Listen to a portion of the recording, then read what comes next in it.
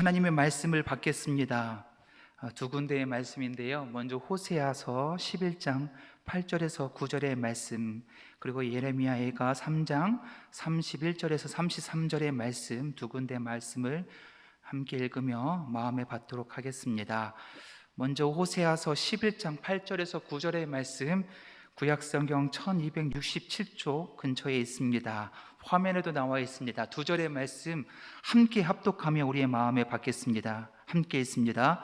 에브라임이여 내가 어찌 너를 놓겠느냐, 이스라엘이여 내가 어찌 너를 버리겠느냐, 내가 어찌 너를 아드마같이 놓겠느냐, 어찌 너를 스보임같이 두겠느냐, 내 마음이 내 속에서 돌이키어 나의 긍휼이 온전히 불붙듯 하도다.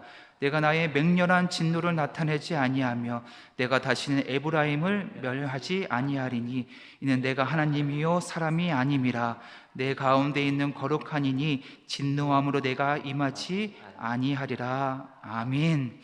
이어서 예레미야가 3장 31절에서 33절의 말씀입니다. 세 절의 말씀인데요, 이 말씀도 함께 합독하며 우리의 마음에 받겠습니다. 함께 있습니다. 이는 주께서 영원하도록 버리지 아니하실 것임이며 그가 비록 근심하게 하시나 그의 풍부한 인자하심에 따라 긍휼히 여기실 것임이라.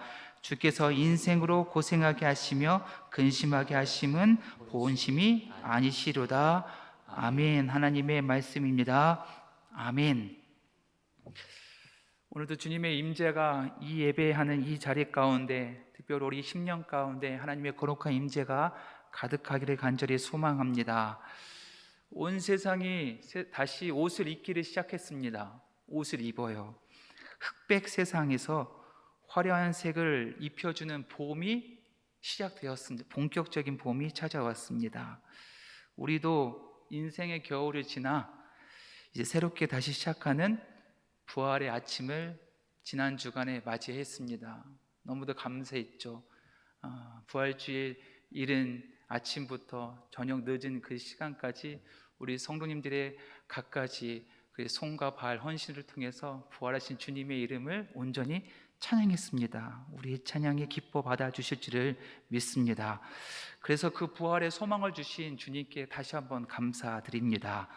그 은혜, 내 마음에 가득 새겨진 그 부활의 은혜를 가지고 남은 한 해도 부활의 증인이 되어서 세상 곳곳에 하나님의 향기, 그리스도의 향기를 나누어주는 복된 믿음의 여정이 되기를 간절히 축복합니다. 오늘도 우리에게 주어진 하루 가볍게 최선을 다해서 보람있게 살다가 수요 저녁 이 자리에 주님께서 우리를 불러주셨습니다. 감사합니다. 오늘도 말씀을 통해서 살아 역사하시는 부활의 주님, 그 주님을 만나기를 다시 한번 축복합니다. 우리 서로를 바라보면서 이 시간 예배당에 나온 성도님들을 함께 눈을 마주치면서 축복의 인사를 하겠고요. 또 온라인으로 참여하시는 분들은 채팅창에 축복의 인사 남겨주시면 감사하겠습니다. 오늘 이렇게 인사합시다. 부활을 축하합니다. 부활을 축하합니다. 예수님의 부활을 축하합니다. 아멘. 다시 시작할 수 있음에 부활의 소망을 주신 주님께 다시 한번 감사하며 온 대지에 생명의 기운이 지금 움트고 있습니다. 진짜 생명의 기운이 가득 찬 이 4월의 첫 수요 예배, 하나님께 예배드리게 하시니 하나님 얼마나 감사합니까? 하나님의 말씀 가운데 통성경, 이 성경 공부를 통해서 하나님의 마음을 통으로 살펴봅시다. 하나님의 마음을 살펴보는 통로가 됩시다. 아멘. 우리는 계속해서 이어져서 성경을 통해서 기록된 하나님의 마음을 집중해 보겠습니다. 하나님의 마음이 어디에 표현되어 있다고요? 성경에 표현되어 있습니다. 하나님이 성경을 통해서 하나님의 당신의 마음을 때로는 직접적으로, 때로는 간접적으로, 때로는 역설적으로 성경에 표현해 주셨습니다. 하나님의 마음을 표현해 주신 거예요. 성경에 표현된 이 하나님의 마음을 우리는 공부합니다. 하나씩 하나씩 살펴봅니다. 결국은 누구를 예수 그리스도를 닮기를 소망합니다. 예수님의 그 겸손하시고 온유하신 그 마음을 담고 배우기를 소망합니다. 그래서 본받고 배워서 우리 것으로 만듭시다. 그래서 우리는 배워서 어떻게 합니까? 남을 줘야 합니다. 누구를 줍니까? 우리 자녀들에게, 우리 손주들에게 그 마음, 하나님의 마음, 예수님의 그 겸손하고 온유하신 마음을 전하는 것이 우리의 최종 목표입니다. 이웃들에게 그 마음을 알려주는 것이 우리가 배우는 이유고 최종 목표가 되어야 될 줄 믿습니다. 오늘은 이어서요, 이스라엘의 역사를 좀 배워보려고 합니다. 그런데 분단의 역사, 참 슬픈 역사인데요, 이스라엘의 분단 200년, 그리고 남유다 150년, 총 350년의 이스라엘 역사 가운데, 성경 말씀 가운데 하나님의 마음을 다시 한번 새기기를 간절히 소망합니다. 오늘의 주제는요, 그럼에도 불구하고입니다. 그럼에도 불구하고 뭐라고 합니까? 하나님은 우리를 사랑하신다는 거예요. 그 긍휼하심이 너무도 크셔서 그럼에도 불구하고 우리를 품어주시고 용서하시고 기다려주신다. 이것이 오늘 주제의 핵심 키워드입니다. 오늘 제목은요, 사랑의 줄, 사명의 줄. 사랑의 줄은 누가 잡고 있습니까? 우리 하나님 아버지. 우리 하나님 아버지를 인류를 향해서 사랑의 줄을 오늘도 끝까지 부여잡고 있습니다. 그런데 이 사랑의 줄을 받는 우리는 사명의 줄을 잡아당기고 최선을 다해서 잡고 있어야 되는데, 우리는 사명의 줄을 잡지 않는다는 거예요. 하나님은 늘 사랑의 줄을 잡고 있는데 우리는 사명의 줄을 늘 놓치고 있다. 그럼에도 불구하고 하나님은 그 사랑의 줄을 오늘도 끝까지 찾고 계신다. 그리고 두 번째 주제는 절망 앞에 선 희망. 절망 가운데, 황폐한 그 땅 가운데 우리에게 희망을 주시는 하나님의 마음을 오늘 살펴보겠습니다. 지난 시간 우리 다윗과 솔로몬에 대해서 이야기했습니다. 다윗은 천년의 모범이 되었다. 천년의 길의 기준이 되었다. 다윗이요. 근데 다윗이 자기 아들 솔로몬에게 이것을 잘 전수했습니다. 권력을 잘 건넸습니다. 솔로몬도 놀랍게 초기에 하나님의 말씀에 붙잡혀서, 그래서 하나님의 법, 제사장 나라의 법을 잘 지켜 온전히 지키면서 하나님의 성전을 놀랍게 건축했습니다. 다윗 아버지가 다 준비한 것을 하나님의 그 법에 따라서 건축을 놀랍게 했습니다. 이것이 하나님의 기쁨 사건입니다. 하나님의 성전을 졌다는 것은요, 이제 하나님의 법궤가 고정되었다는 거예요. 고정되었다는 것은 무엇입니까? 누구나 이곳에서 하나님을 배웠고 예배 드릴 수 있는 공간이 생겼다는 거예요.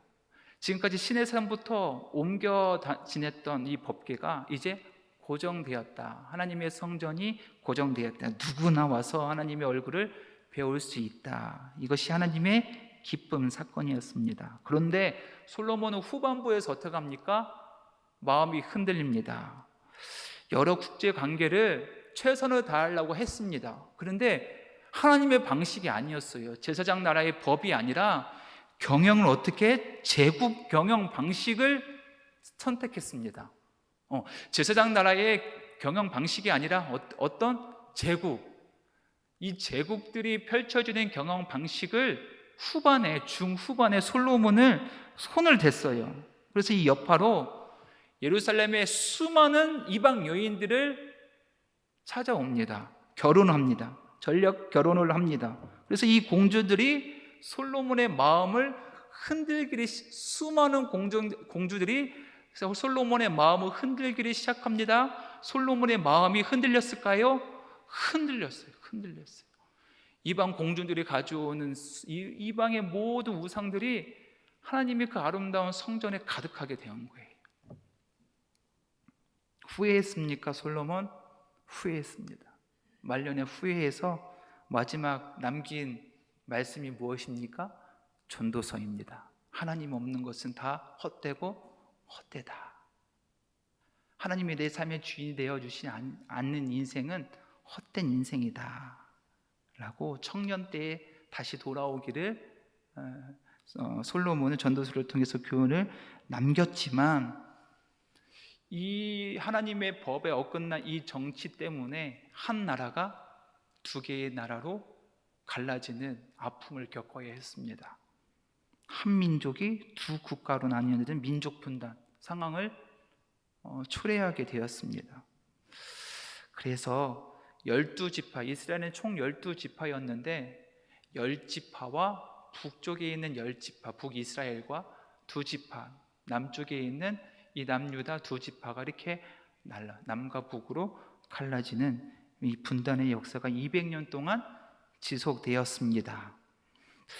200년 후에 북이스라엘은 결국 BC 8세기에 아수르라는 나라에 멸망을 당하고, 그리고 남쪽에 있는 유다 또한 바벨론에게 BC 587년에 멸망을 당하고 포로로 끌려갑니다. 결론은 어떻게 합니까? 이스라엘이 다 멸망받았다는 가슴 아픈 이야기. 하나님의 마음이 어떻을까요? 슬픕니다. 너무 아쉽고 슬픕니다. 그럴 수밖에 없는 이 역사를 보면, 이스라엘 역사를 보면서 마음이 슬펐습니다. 이 시기에 표현된 하나님의 마음을 오늘 공부해 보려고 합니다. 사랑의 주, 사명의 주, 아까 말씀하신 것처럼 사랑의 주를 늘 하나님은 붙잡고 있는데, 세상을 향해서, 인류를 향해서, 이스라엘을 향해서 늘 붙잡고 있는데, 끝까지 붙들고 있는데, 이스라엘 백성들은 사명의 주를 붙잡지 않습니다. 무려 200년 동안, 분단의 역사 가운데서 200년 동안 붙들지 않습니다. 이런 아쉬움이, 이런 아픔 시기에 하나님의 마음을 표현하는 거예요. 그런가 하면 150년 후에 남유다도 바벨론인에서 멸망을 당하고 포로로 끌려갑니다. 그럼에도 불구하고 하나님은 절망 앞에선 희망을 보여주시는 거예요. 70년 후에 다시 고국으로 돌이키겠다, 이 말씀을 절망 앞에서 우리에게 희망을 주시는 거예요. 이 말씀은 오늘 다시 한번 몇 가지 예를 말씀을 통해서 살펴보는데요, 여기에서 중요한 한 사람을 먼저 소개해 보려고 합니다. 바로 여로보암입니다. 여로보암 이름 뒤에는 길이라는 것이 수식어가 붙입니다. 그러니까 여로보암의 길. 길이라고 하면 우리 지난 시간에 배웠던 누구의 길을 떠올릴 수 있습니까? 다윗의 길. 다윗의 길은 몇 년 동안 지속되었습니까? 무려 1000년 동안, 예수님 오시기 전에 그 1000년 동안 다윗의 길이 기준이 되었습니다. 다윗의 길을 가느냐 아니면 여로보암의 길을 가느냐에 따라서 왕이 평가되었습니다. 칭찬받는 왕, 그리고 하나님께 책망받는 왕, 이렇게 평가되었습니다. 기준이 되는 인생의 두 인물이 살았다는 거예요. 그런데 오늘 여로보암, 이 왕은 어떤 길을 걸어갔는가, 이거 살펴볼 거예요. 그리고 그 길이 하나님께서 어떻게 평가되었는가, 이것을 살펴볼 겁니다. 화면에 나와 있는 것처럼 다윗의 길을 걷는 왕은 칭찬받습니다. 하지만 대부분 어디의 길을 갑니까? 여로보암의 길을 갔다는 거예요. 여로보암의 길을 갔다. 이 간 길 모든 왕은 하나님께 책망받습니다. 오직 다윗의 길을 간 왕들만이 하나님께 칭찬받는 왕인데, 먼저 다윗의 길을 내 이야기를 한번 살펴봅시다. 다윗의 길은 하나님께 기쁨을 드리는 길이었습니다. 가는 곳곳마다 말씀에 순종하고 순복하고 제사장 나라의 법, 충성도에 최선을 다해서 하나님의 세우신 이 이스라엘 백성들을 제사장 나라를 만들기 위해 부단히 노력했던 자가 다윗입니다. 그 길만 순종하며 따랐습니다. 그래서 무려 1000년 동안 모범이 된 인생을 살았던, 믿음의 기준이 된 길을 걸어갔던 다윗입니다. 그래서 다윗을 보고 하나님께서 다윗은 내 마음에 합당한 자, 합한 자다라고 하나님의 마음에 다윗을 새기셨어요. 얼마나 축복의 인생길입니까? 다윗의 길은 참으로 하나님을 기쁘시게 했던 그 길이었습니다. 그런데 여로보암의 길은 어떻습니까? 다윗은 1000년 동안 모범이 되었다라고, 1000년 동안 그 길이 유지되었다라고 이야기했는데, 여로보암은 1000년이 아니라 몇 년 동안 분단 세월 200년 동안, 아니 남유다의 150년 포함해서 총 350년 동안 여로보암의 길이 기준이 되었어요. 근데 이 기준이 되었는데 이 길을 가는 사람들은 어떡합니까? 다 멸망의 길을 갔다는 거예요. 심판의 길을 갔다는 거예요. 그러니까 다윗과 길은 완전히 다른 거예요. 그런데 여로보암의 길에 참으로 수많은 왕들이 걸어갑니다. 수많은 사람들이 너나 할 거 없이 달려갑니다. 근데 그 길목을 바라보시면서 하나님의 마음은 어땠을까요? 슬퍼하셨습니다. 마음이 슬퍼하셨습니다. 하나님은 끊임없이 슬퍼하십니다. 바로 그런 길을 만든 여로보암, 어떤 길을 냈을까? 문제는 무엇입니까? 여로보암의 여기에 달려있어요. 마음이 문제였던 거예요. 마음. 어떤 마음을 품었을까? 근데 우선은 다윗은 어떤 마음을 품었습니까? 다윗은 용기 있는 마음을 품었습니다. 어느 것도, 어떤 산도, 어떤 문제도 두렵지 않습니다. 겁과 두려움이 없었어요. 어린 시절부터, 청소년 시절부터 그 마음에 용기가 차 있습니다. 그 중요한 요인, 그 다윗의 마음에 용기의 마음을 새겨진 중요한 요인은 무엇입니까? 아버지 이새의 신앙 교육 때문이에요. 어린 시절부터 제사장 나라의 법과 하나님의 말씀의 교육을 앉으나 서나 누우나 길을 가고 있거나 늘 하나님의 말씀의 교육, 이 신앙 계승을 철저히 했기 때문에 다윗은요, 어린 시절부터, 아니 골리앗 앞에서도 두려움이 없어요.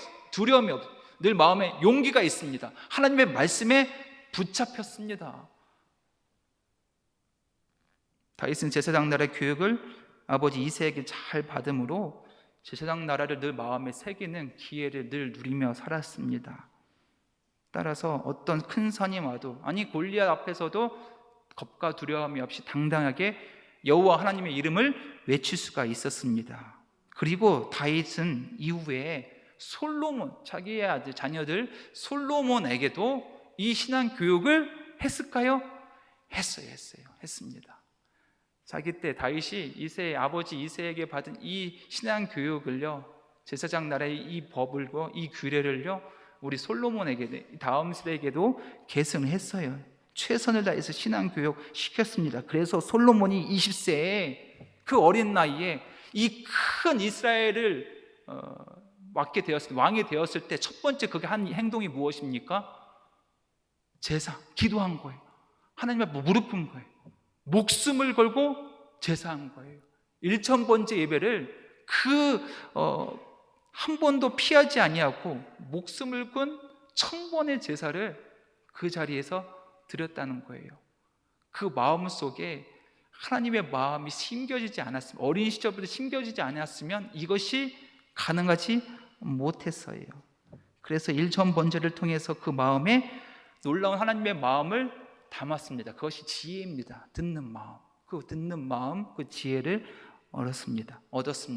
그래서 이 다윗과 솔로몬의 공통점이 있는데, 그것은 바로 어린 시절에 부모로부터 말씀 교육을 받아 하나님이 기뻐하실 만한 마음을 갖게 되었다는 것, 아버지 다윗과 아들 솔로몬의 공통점 여기 있습니다. 그렇게 그들의 마음이 놀랍게도 하나님의 기뻐하시는 마음을 어린 시절부터 소유하게 되었다라는 것입니다. 그런 어린 시절의 측면에 본다면 여로보암을 한번 살펴봅시다. 여로보암은 어땠을까? 여로보암 또한 하나님께서 인정할 만한 신앙교육, 어린 시절 신앙 계승 교육을 받았습니다. 사실 다윗의 가정은 유명한 가정이었을까요? 아니요. 작은 베들레헴 한 그 동네에서 이름 없는 아버지 밑에서 자랐던 다윗입니다. 그런데 그 다윗이 이렇게 훌륭한 유명한 왕이 되었잖아요. 이렇듯이 여로보암도 가정이 유명한 가정이 아니었어요. 풍요한 가정이 아니었습니다. 아버지는 일찍 돌아가시고 어머니 그늘 아래 살았어요. 근데 어머니는 늘 하나님 신앙 중심으로, 제사장 나라의 법 중심으로 이 여로보암을 어린 시절부터 교육했어요. 나름 신앙 가운데 잘 자란 거예요. 그리고 그 어려움을 다 뚫고 솔로몬이 경험하는 이 이스라엘 이 큰 나라의 인물이 되었습니다. 인물. 가정 형편도 참 어려움에도 불구하고 어머니의 끊임없는 그 사랑과 신앙 교육을 통해서 여로보암은요, 솔로몬 이 왕 때에 큰 인물이 되었다는 거예요. 그가 유명하게 된 이유는 바로 건축입니다. 건축가. 여로보암은 뭐를 잘합니까? 건축, 집을 짓는 것을 잘 잘합니다. 솔로몬의 경영의 핵심은 건축입니다. 하나님의 성전뿐만 아니라 이곳저곳에 건축하는 것에 솔로몬은 경영의 핵심에 여기서 쏟아 부었습니다.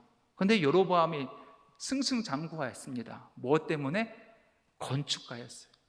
아주 건축을 훌륭하게 잘했습니다. 그래서 두각을 드러내면서 승승장구합니다. 여로보암이요. 여로보암은 건축이라는 측면에서 월등한 능력이 있었고, 더 나아가서 두 번째, 여로보암은요, 에브라임 지파 사람들로부터 큰 지지를, 인기를 얻었습니다. 자기의 동족 지파에 인기를 얻었다. 그러니 사람들로부터 인기를 받고 지지를 받는 상황에 이르게 되니 솔로몬 왕의 입장에서는 여로보암이 점점 커 보이는 거예요. 그러니까 정치적 라이벌로 생각하게 된 거예요. 그러니까 이 라이벌은 어떻게 됩니까? 좀 멀리 떨어뜨리고 싶잖아요. 솔로몬의 입장에서는요. 그래서 솔로몬이 이 여로보암을 어떻게 합니까? 애굽까지 쫓겨나가는 신세로 만들게 됩니다. 이후 솔로몬이 죽게 되자 백성들의 입에서는 누구를 칭송합니까? 여로보암입니다. 국민들은 여로보암을 지지하며 왕의 자리까지 올리고 싶은 마음이 하나가 되었습니다. 마침내 하나님께서도 그를 왕으로 임명합니다.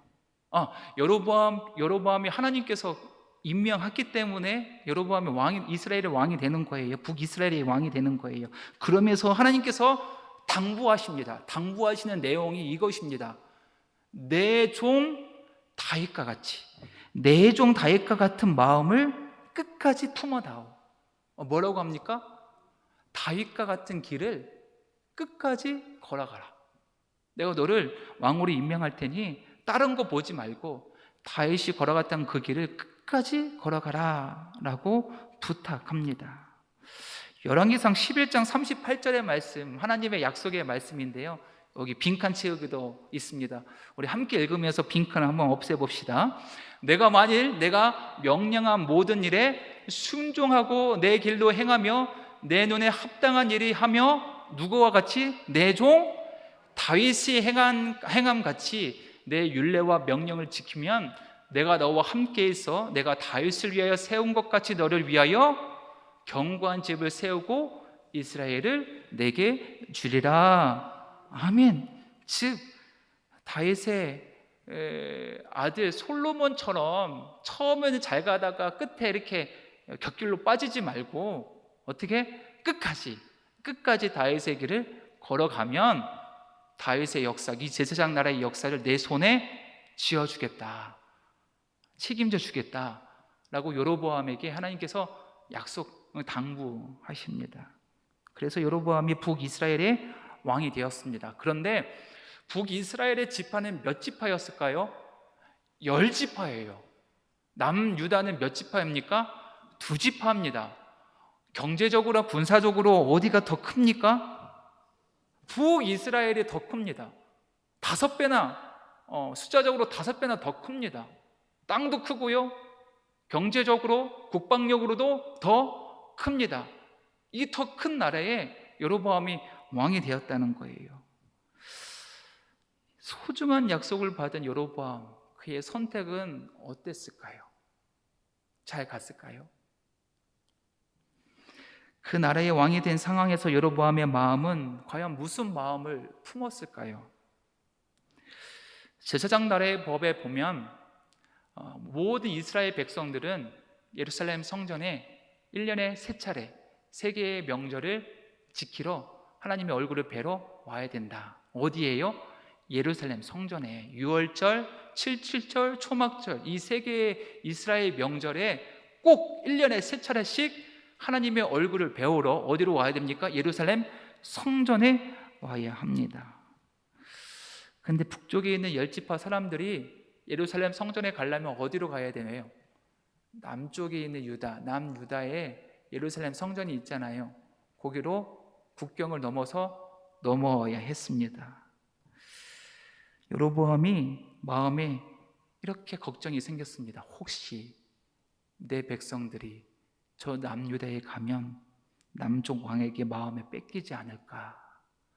마음이 초조해지고 걱정되었습니다. 마음에 염려가 생긴 거예요. 마음에 염려가. 하나님 이거 염려하지 말라고 그랬잖아요. 당부했잖아요. 끝까지 다윗의 길을 걸어가라고 말씀하셨잖아요. 그런데 마음이 흔들린 거예요.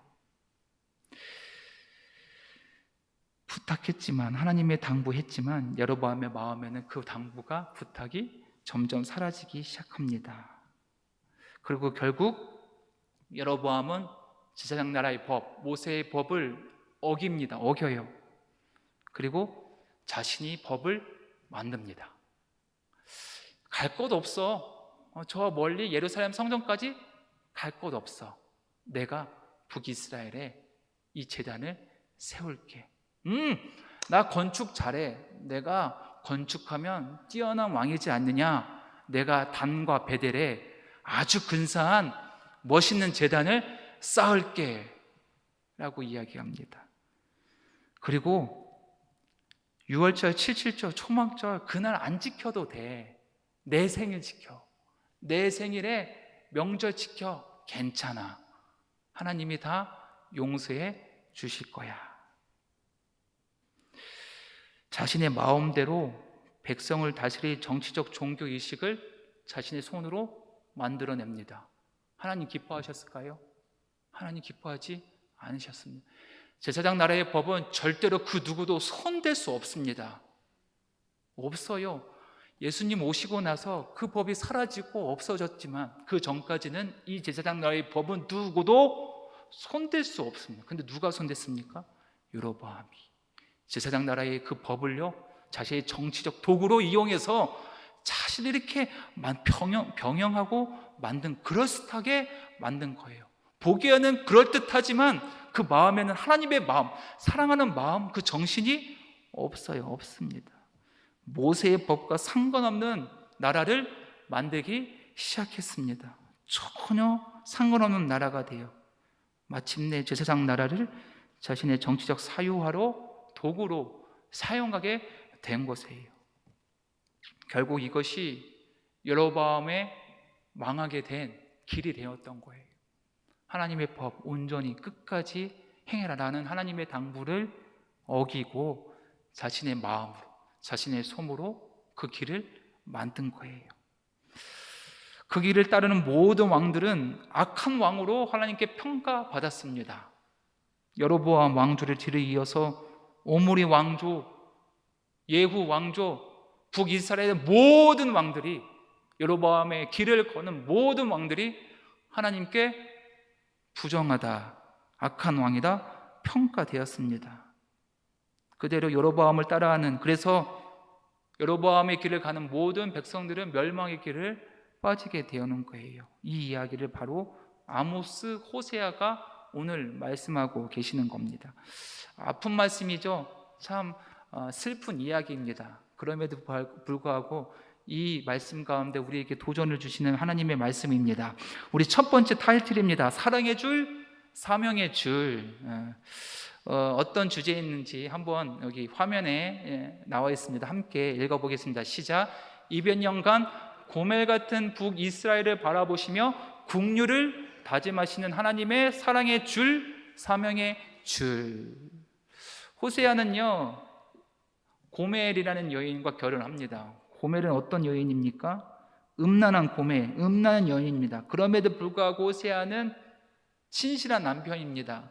사랑은 끊임없이 줍니다. 이렇듯 하나님께서 고멜 같은 북이스라엘을 어떻게 끝까지 사랑해 주는 끝까지 찾고 계시지만 고멜은 아내의 사명을 어겨요.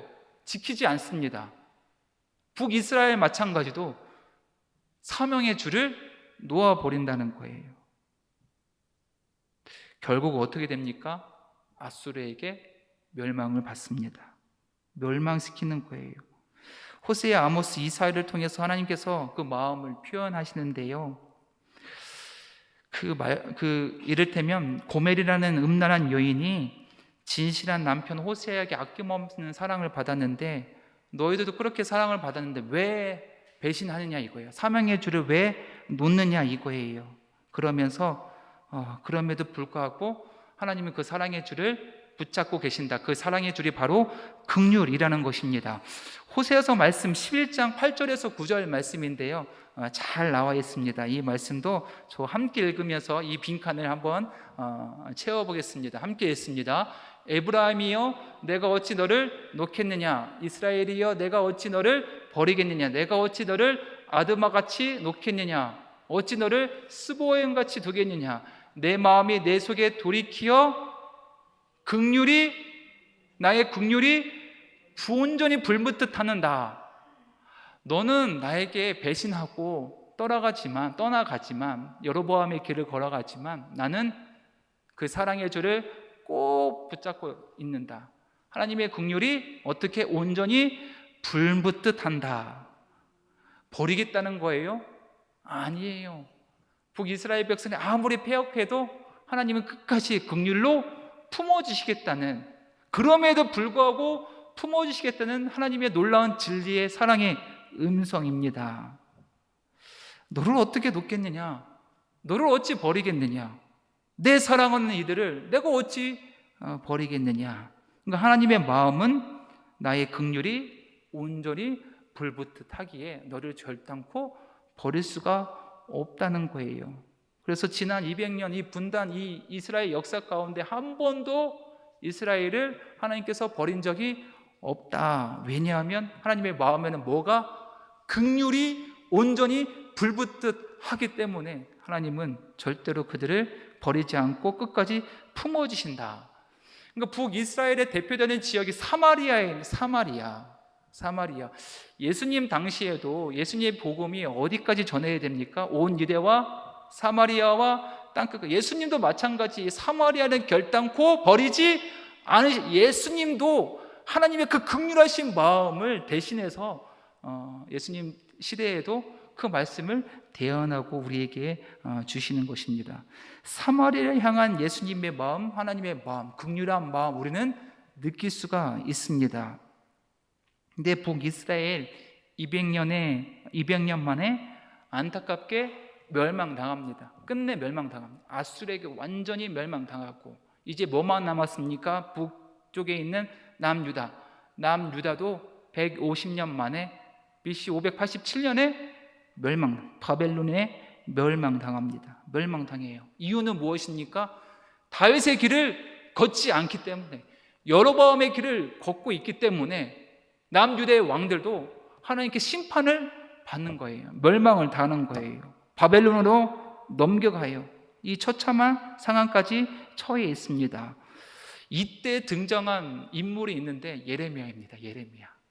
예레미야는 하나님의 마음을 잘 간접적으로 드러낸 우리 선지자입니다. 바로 예레미야를 살펴보면 하나님의 마음을 알 수가 있는데, 두 번째 타이틀입니다. 두 번째 타이틀은 절망 앞에 선 희망입니다.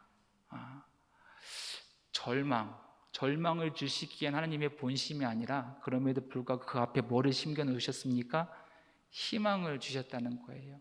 이 하나님의 본심 마음을 오늘 다시 한번 깨닫기를 소망합니다. 이 두 번째 타이틀 소주제 한번 읽겠습니다. 시작.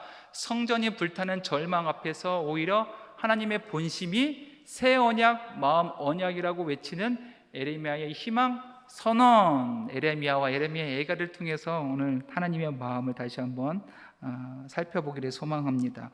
이때 상황은 말 그대로 절망입니다. 절망이에요. 이스라엘 성벽이 무너지고 성전이 불에 탑니다. 도저히 무너지지 않을 것 같았던 하나님의 성전이 불에 무너진다는 거예요. 그리고 수많은 사람들이 바벨론으로 끌려가는 그 상황 가운데 절망이죠. 절망입니다. 사실은요, 150년 전에 이런 역사가 있었습니다. 북이스라엘이 멸망을 당할 때 아수르가요, 남유다에게도 침공합니다. 그래서 예루살렘 성전을 호위합니다. 아수르의 군사들이 호위를 합니다. 그때 왕이 남유다 왕 히스기야였습니다.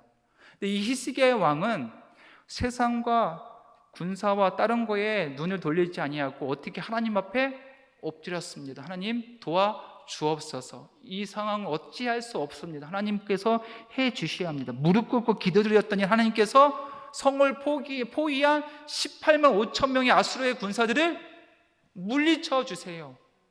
물리쳐 주세요. 150년 전에 이 역사를 경험했습니다. 누가요? 남유다 백성들이 경험했습니다. 그런데 지금은 어떡합니까? 그 역사를 잊어버렸어요. 바벨론을 침공했습니다. 어떻게 해야 됩니까? 하나님 앞에 온 백성이 엎드려야 해야 됩니다. 다윗이 했던 것처럼 다윗의 길을 끝까지 변함없이 하나님의 예루살렘 성전 앞에 엎드려야 해야 합니다. 그런데 그러지 않았어요. 왜? 여로보암의 길을 걷고 있기 때문입니다. 그 길은 곧 멸망의 길이에요.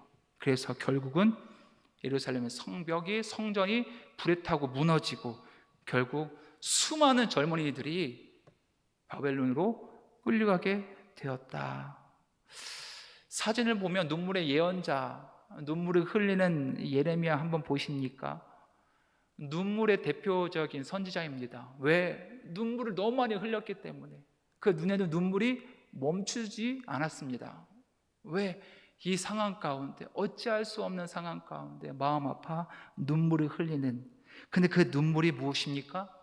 하나님의 눈물이었다. 하나님의 눈물을 간접적으로 예레미야 선지자를 통해서 우리에게 알려주시는 말씀입니다. 그가 얼마나 눈물을 흘렸다면 예레미야 애가서 2장 11절 말씀에 이런 말씀이 있습니다. 내 눈이 눈물에 상하며 내 창자가 끊어지며 내 간이 땅에 쏟아졌으니, 이렇게 마음이 힘들고 어려운 상황 가운데 지금 처해 있는 상황이라는 거예요. 눈물하면 예레미야고, 예레미야 선지자를 눈물의 선지라고 말하는데 그 눈물은 개인적인 눈물이 아니라 하나님의 눈물이었다. 하나님의 눈물을 대신 울었다라고 우리는 그 말씀 예레미야와 예레미야 예가를 통해서 하나님의 마음, 그 눈물을 볼 수가 있어야 합니다.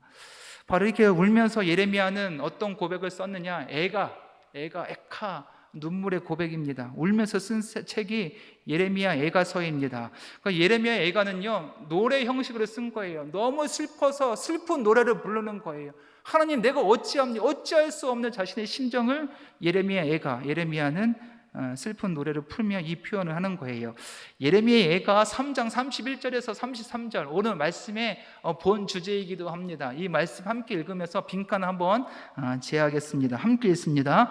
이는 주께서 영원하도록 버리지 아니할 것임이며 그가 비록 근심하게 하시나 그의 풍부한 인자하심에 따라 긍휼히 여기실 것임이라. 주께서 인상을 고생하게 하시며 또 근심하게 하심은 하나님의 본심이 아니십니다. 우리가 이렇게 고생하고 우리가 이렇게 심판받게 하는 것이 하나님의 본심입니까? 아니라는 거예요. 하나님의 본심이 절대로 아니라는 것입니다. 이것을 어느 순간에 예레미야가 극심한 근심과 눈물 가운데 하나님의 마음을 그때서 깨달았습니다. 이거는 하나님의 마음, 하나님의 본심이 아니구나. 예레미야와 예레미야 애가를 읽으면서 하나님의 마음 우리는 살펴봐야 합니다. 하나님의 본심은 이 세상을 창조하시고 우리가 눈물 가운데, 저주 가운데, 아픔 가운데 이렇게 허덕이며 살아가는 것이 하나님의 본심이 아니라는 거예요. 하나님의 본심은 이곳을 통해서 또 다른 미래의 길을 걸어갈 수 있도록 우리에게 디딤돌을 설치해 주신다는 것이 하나님의 마음, 이것이 예레미야를 마음을 흔들게 되었습니다. 놀랐습니다. 사랑하는 성도 여러분, 그래서 우리의 눈물, 우리의 근심이 여기에 끝이 아니라는 것입니다. 하나님의 계획은, 하나님의 본심은 그 너머에 있다. 또 다른 희망의 역사가 있다는 것입니다. 그 역사를 믿고 예레미야는 희망을 선포합니다. 이사야는 희망을 선포합니다. 바벨론 이후에 70년 이후에 또 다른 우리 하나님의 새 역사, 새 창조가 이루어지실 것임을 끝까지 선포하는 거예요. 사랑하는 성도 여러분, 하나님의 마음을 깊이 이해한 예레미야와의 만남, 참 행복한 만남입니다. 하나님의 본심, 하나님의 마음을 이해한 예레미야는요, 예레미야를 만나는 것은요, 참 행복한 만남입니다. 그래서 우리는 예레미야를 늘 읽어야 돼요. 예레미야 애가를 슬픈 노래이기도 하지만 그 마음에 담긴, 하나님의 본심이 담긴 그 마음을 이 예레미야를 통해서 만나야 됩니다. 참으로 이런 상황 가운데 예레미야처럼 하나님의 마음을 깊이 담아내고 이 하나님의 마음을 읽어냈다는 면에서 예레미야를 만난다는 것은 하나님의 마음을 깊이 만나는 크나큰 축복일 줄을 믿습니다. 사랑하는 성도 여러분, 오늘 두 가지 주제로 함께 나눴습니다. 이스라엘의 분단의 역사 가운데, 참 슬픈 역사 가운데 있지만 그럼에도 불구하고 하나님은 무슨 줄을 꼭 짚고 있습니까? 사랑의 줄을 잡고 계십니다. 지금까지 꼭 잡고 계십니다. 그 사랑의 줄을 우리는 또 잡아야 되죠. 그것이 우리의 사명의 줄입니다. 우리가 부여잡고 있어야 됩니다. 그래서 줄이 팽팽하게 이어져야지 그 사랑의 은혜가 우리에게 전달될 줄을 믿습니다. 그리고 또 절망 가운데, 절망 앞서 우리에게 희망을 주신 하나님의 본심을 알아야 됩니다. 그래서 우리가 눈물 가운데 포기하지 않고 다시 일어설 수 있는 힘을 얻을 수가 있는 거예요. 그래서 예레미야와 그리고 호세아와 아모스의 말씀을 통해서 하나님의 그 마음, 그 본심을 다시 한번 읽고 다시 한번 내 삶을 이렇게 세우는 복된 믿음의 여정 되기를 좋으신 예수님의 이름으로 간절히 축원합니다. 아멘.